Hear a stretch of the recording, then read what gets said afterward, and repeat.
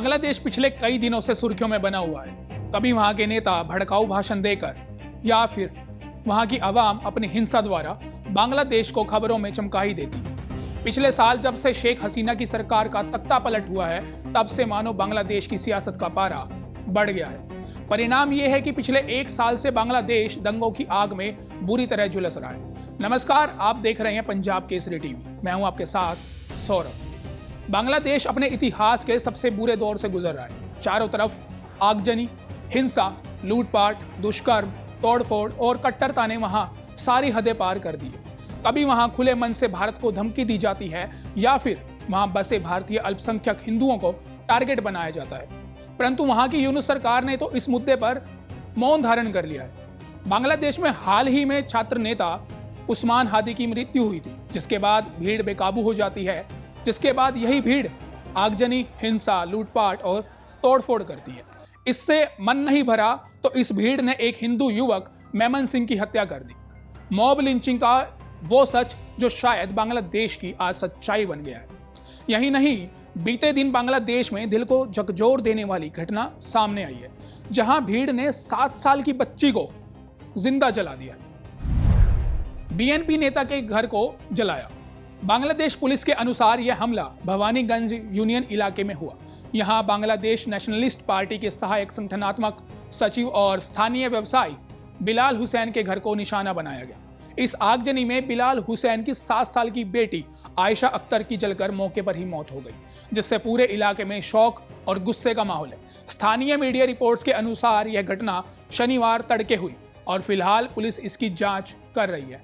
इस हमले में बिलाल हुसैन खुद भी बुरी तरह झुलस गए हैं। उनकी 2 बेटियां 16 साल की सलमा अख्तर और 14 साल की सामिया अख्तर भी गंभीर रूप से झुलस गई हैं। बिलाल हुसैन की मां हजेरा बेगम ने दावा किया कि हमलावरों ने घर के दोनों दरवाजे बाहर से बंद कर दिए थे और फिर पेट्रोल छिड़ककर आग लगा दी। हालांकि उन्होंने कहा कि अंधेरा और अफरा तफरी की वजह से वह हमलावरों को पहचान नहीं पाई। हजेरा बेगम ने बताया उनकी 3 पोतियां सलमा, सामिया और आयशा एक ही कमरे में सो रही थी।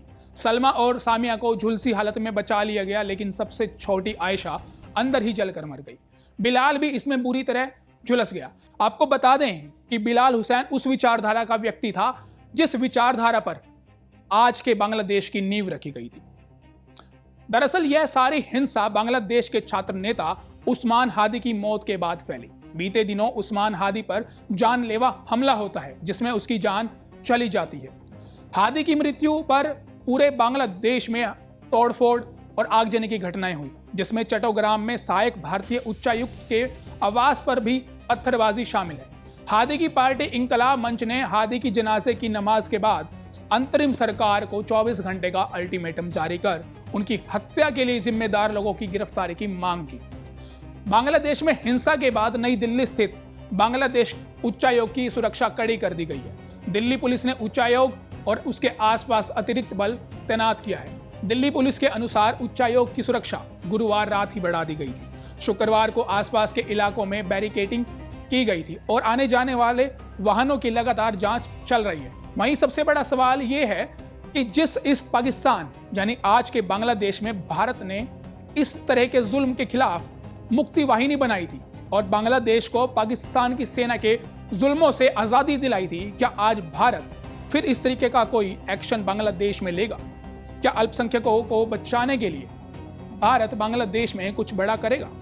बहरहाल इस पूरी घटना पर बांग्लादेश की सरकार मौन है।